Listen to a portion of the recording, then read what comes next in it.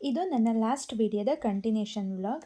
ಏನೇನಾಗಿತ್ತು ಅಂತ ಗೊತ್ತಾಗಬೇಕಾದ್ರೆ ಫಸ್ಟ್ ಆ ವಿಡಿಯೋ ನೋಡ್ಕೊಂಡು ಆಮೇಲೆ ಇದನ್ನು ಕಂಟಿನ್ಯೂ ಮಾಡಿ. ಮದುವೆ ಆಗಿ 2-3 ತಿಂಗಳವರೆಗೂ ಪೀರಿಯಡ್ ರೆಗ್ಯುಲರ್ ಆಗೇ ಇತ್ತು. 4ನೇ ತಿಂಗಳಲ್ಲೋ 5ನೇ ತಿಂಗಳಲ್ಲೋ ಪೀರಿಯಡ್ ಮಿಸ್ ಆಯಿತು. UPT ಮಾಡಿದೆ, ನೆಗೆಟಿವ್. ಸರಿ ಅಂತ ಇವಾಗ ಬೇರೆ ಗೈನಕಾಲಜಿಸ್ಟ್ ಹತ್ರ ಹೋದ್ವಿ.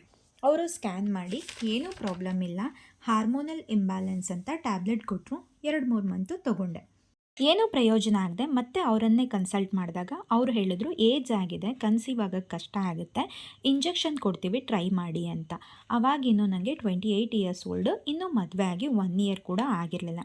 ಆಗಲೇ ಇಂಜೆಕ್ಷನ್ನು ಅದು ಇದು ಅಂತಿದ್ದಾರಲ್ಲ ಅಂತ ಹೇಳಿ ಬೇಡ ಅಂತ ಡಿಸೈಡ್ ಮಾಡಿ ಸ್ವಲ್ಪ ತಿಂಗಳು ಮುಂದೂಡಿದ್ವಿ. ಹೇಗಿದ್ದರೂ ಅಣ್ಣನ ಮದುವೆ ಓಡಾಟ ಅದು ಇದು ಅಂತ ಇತ್ತು, ಹಾಗಾಗಿ ಸ್ವಲ್ಪ ಟೈಮ್ ತಗೊಳ್ಳೋಣ ಅಂತ ಅಂದ್ಕೊಂಡ್ವಿ.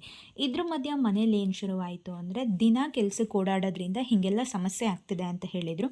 ಹಾಗಾಗಿ ಕೆಲಸನೂ ಬಿಟ್ಟಿದ್ದಾಯಿತು. ಲಾಸ್ಟ್ ಜೂನಲ್ಲಿ ಅಣ್ಣನ ಮದುವೆನೂ ಆಯಿತು. ಕೆಲಸಕ್ಕೂ ಹೋಗ್ತಿರ್ಲಿಲ್ಲ, ಮನೇಲೇ ಇರ್ತಿದ್ದೆ. ಮದುವೆಗೆ ಬಂದವರು ಎಲ್ಲ ಪ್ರಶ್ನೆ ಮಾಡೋಕ್ಕೆ ಶುರು ಮಾಡಿದರು. ಸರಿ, ನಮಗೂ ರೈಟ್ ಟೈಮ್ ಅಂತ ಅನಿಸಿ ಈ ಸಲ ತುಂಬ ಚೆಕ್ ಮಾಡಿ ಒಬ್ಬ ಒಳ್ಳೆ ಡಾಕ್ಟ್ರನ್ನೇ ಕನ್ಸಲ್ಟ್ ಮಾಡಿದ್ವಿ. ಅವರು ಕಂಪ್ಲೀಟಾಗಿ ನಮ್ಮನ್ನು ಚೆಕ್ ಮಾಡಿ ನಮ್ಮ ಡೀಟೇಲ್ಸ್ ಎಲ್ಲ ತೊಗೊಂಡು ಹಸ್ಬೆಂಡ್ ಆ್ಯಂಡ್ ವೈಫ್ಗೆ ಇಬ್ರಿಗೂ ಇರೋ ಅವಶ್ಯಕತೆ ಇರೋ ಟೆಸ್ಟನ್ನೆಲ್ಲ ಮಾಡಿಸಿದ್ರು. ಎಲ್ಲ ರಿಪೋರ್ಟು ನಾರ್ಮಲ್, ಏನೂ ಸಮಸ್ಯೆ ಇಲ್ಲ.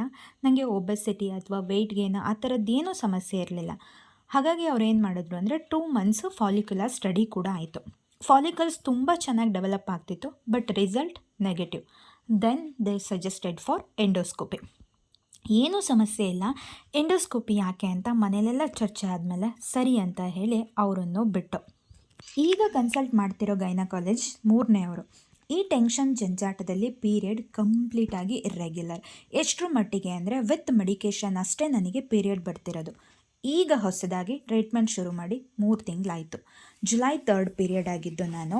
ಸೆಕೆಂಡ್ ಡೇ ಡಾಕ್ಟ್ರ್ ಹತ್ರ ಹೋದಾಗ ಯಾಕೆ ಆಗ್ತಿಲ್ಲ, ಏನಾದರೂ ಸಮಸ್ಯೆನಾ ಅಂತ ಕೇಳಿದ್ರೆ ಏನೂ ಇಲ್ಲ ಅಮ್ಮ ಅಂದರು. ಮತ್ತು ಯಾಕೆ ಆಗ್ತಿಲ್ಲ ಅಂದರೆ ಎಲ್ಲ ದೈವೇಚ್ಛೆ ಅಂದು ಎಲ್ಲನೂ ದೇವ್ರ ಮೇಲೆ ಭಾರ ಹಾಕಿದರು.